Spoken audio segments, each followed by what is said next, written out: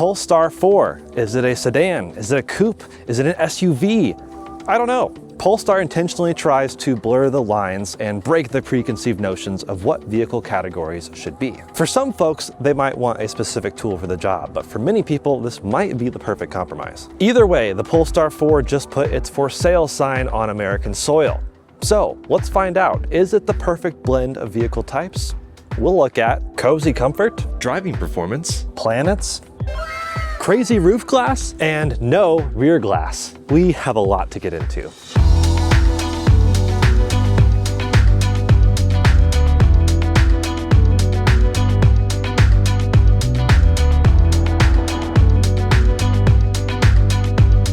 We will get to the defenestration of the rear window in just a second.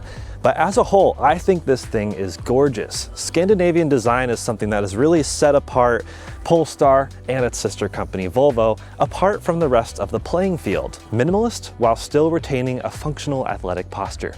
That's how they put it.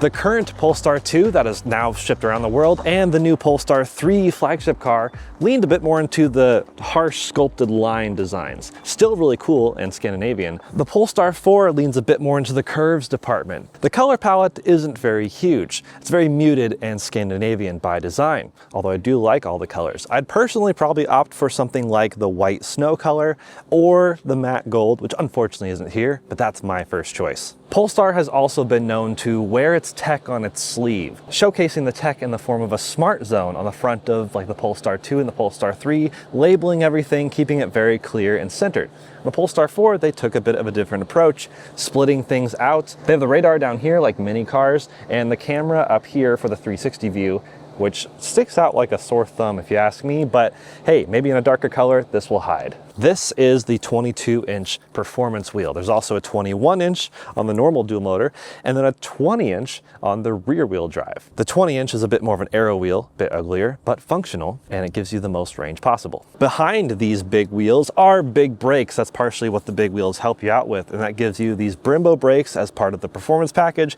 and a nice little gold air cover thing.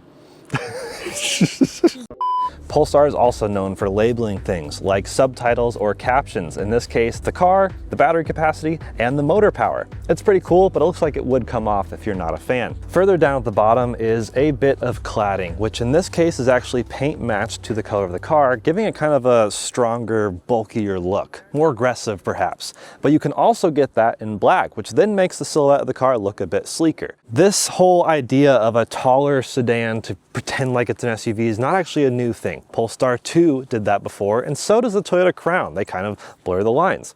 What is new is this. Having no rear window is kind of the controversial elephant in the room with this car. The reason they did this is to move all this stuff back and not having to interfere with the rear window. So that means the inner occupants have full unobstructed view of the sky, gives them a bit more headroom in the back, and it also allows the whole shape to be a bit lower. Instead, they opted for this digital rearview mirror approach, which they're not the first to do, but I think their implementation may be the best. Don't worry, it is protected from things straight above by this little lip, but I'm curious to see how well it stays clean and also how easy it is to clean, because they didn't put a little spray nozzle here, which I probably would have done if I were them somehow. The Germans would have done that. Around back, they have a full light bar, which actually extends the entire way across and then dips down on the edges. I think it's a really cool, unique design trend, and also really helps break up the space, because with no rear window, it's just a lot of white. That's also because of the paint match body cladding down here. But the light is functional, looks great, and I think does the design a lot of wonders. Popping into the rear, we can see just how big it is. Small carry-on airline suitcase for scale, but it's a decent amount of cargo room. It's around 18 cubic feet, which is actually not amazing for a car of this class, but you actually have a bit more if you drop the floor, so you can fit even taller suitcases. I think it's totally serviceable. Hi, there's even a pass-through if you need that for some reason, but I'm guessing we need to take this out to then access the rest of the storage. So with the whole rear seats folded and this removed, you actually have over 50 cubic feet, nearly 55 cubic feet of storage, which actually is competitive with a lot of SUVs. So if the back space behind the rear seats isn't amazing, but the space with the rear seats folded is good, mathematically, that means the interior space must be really nice for the passengers. Let's find out. So yes, spacious second row seating. The words first class and business class have been thrown around the Polestar website. I can kind of see it. Definitely decent legroom. I feel like I'm lounging on a couch. You even have power reclining, which is lovely. With the Plus Pack, you also have heated rear seats. Ventilated would have been extra special, but hey, I'll take heated. You have a rear screen here that you have control over those heated seats, and that gives you the third zone of climate. So you have separate rear climate from the front and the back. You can fit 3 across, but honestly, I would just make that third guy walk, because this is what makes the experience really nice. Having this nice center console with cup holders that pop out and the seat controls for reclining. The captions continue, showcasing this is 100% traced leather, animal welfare secured, meaning this is Napa leather that I guess the cows were okay giving away. Unfortunately, the window doesn't quite roll down all the way back here. Fortunately, in the front, it does go all the way down. It's actually a very nice place to be up here. The materials and touch points are very nice. They have this tailored knit type material. They also have this Napa upgraded leather. If Polestar were to start a clothing company, let's just say I would probably shop there 100% of the time. I really like their materials. You can upgrade to have heated, ventilated, and massage seats and 12-way adjustments, but as standard, you still have heated seats, which is a welcome inclusion. You have this illuminated deco material on the sides. There's also 4 screens, a 10.2-inch gauge cluster, a head-up display, 15.4-inch main infotainment screen, and the virtual window, which is the name they give to their little glass replacement rearview mirror situation. The infotainment and user interface is built on Android Automotive. Polestar was actually the first to do this, and it's different software from Polestar 1, 2, and 3, partially because the screen is now landscape, which allows streaming videos in a proper format like Netflix, YouTube, etc. A lot of really nice baked-in controls with Polestar's signature clean design ethos. Other fun features include the electrochromic roof glass, which turns from translucent to transparent, and there's the planets that I mentioned earlier. You can swipe through them to change the ambient lighting to match, well, a planet. Remember when Pluto was a planet? Well, that's what the Polestar 4 looks and feels like, but I'm sure you're all wondering, how does it drive? We are in the great hill country of Austin, Texas, which is honestly a great place to evaluate a car. Some nice twisties, some long straights, and pretty good scenery. And once again, Polestar claims this delivers sports coupe-like performance and handling, but with SUV comfort. So that's kind of what I'm here to test. But first, let's talk some tech specs. I am in the dual motor variant. There's also a single motor rear wheel drive variant, which is 272 horsepower, 253 pound-feet of torque from a single motor on the rear axle. That's 200 kilowatts of power. Still decent power, actually pretty good handling, and it's a spring suspension setup. But here in the dual motor, Polestar did the unique thing of putting the exact same motor again on the front axle. So now we have 2 permanent magnet motors. Twice the motors in this case equals twice the power, twice the torque, with 544 horsepower, 506 pound-feet of torque, and plenty of fun. You can make 0 to 60 in 3.7 seconds, much faster than the 6.9 seconds you'll find in the rear motor. All that power is delivered from a 100 kilowatt hour usable battery pack. Charging that battery pack takes around half an hour if you're going from 10 to 80, which is kind of the industry standard for evaluating charging speed. That 30 minutes is not really class leading,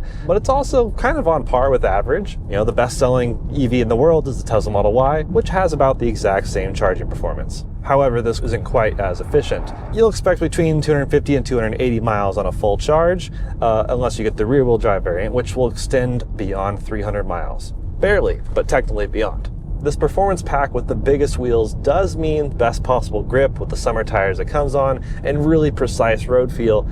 But you also get adaptive dampers, which you can set in full firm or soft or somewhere kind of in the middle. I found even soft to be pretty aggressive and nice for sporty driving if you want, but not so harsh that you're that uncomfortable. However, the performance pack gives you these big wheels and also a bit more aggressive suspension and the big Brembo brakes.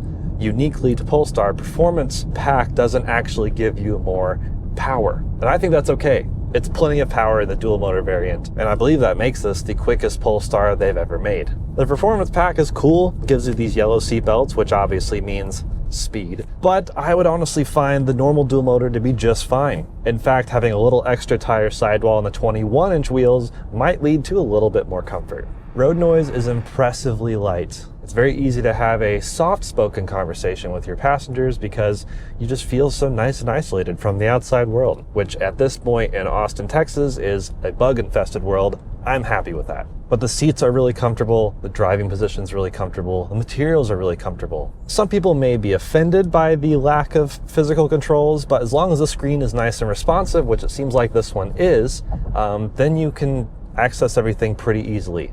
Adjusting the temperature is just a tap away, and it is touchscreen controls that set your fan direction. Some people love that, some people don't.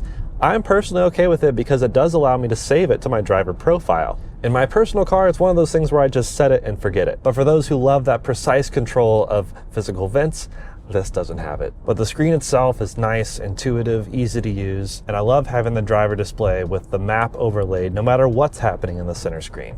One of the biggest questions I had coming into this, knowing that there was no rear window, is how is the visibility? Well, the frameless mirrors are nice, and the virtual window is actually a lot better than I expected. It's got great resolution, and you don't have to look past the passengers in the back or the headrest or your cargo. You have a fully unobstructed view, and it's actually wide enough to where you don't really have to worry about blind spots.